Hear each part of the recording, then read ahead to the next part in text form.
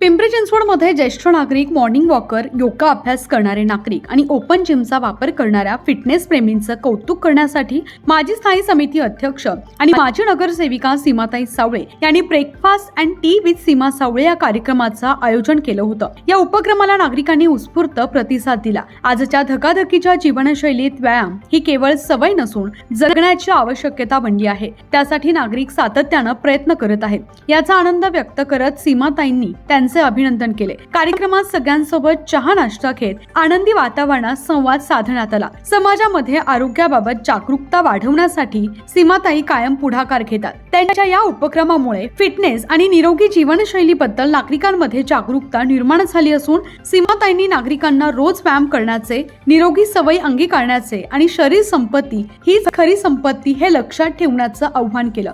त्यांच्या या स्तुत्य उपक्रमाचं सर्व स्तरातून कौतुक केलं जात आहे। तिथे व्यायाम करण्यासाठी येत असलेल्या नागरिकांना स्वच्छतागृहाची सोय नव्हती, त्यामुळे त्यांना अनेक त्रासाला सामोरं जावं लागत होतं।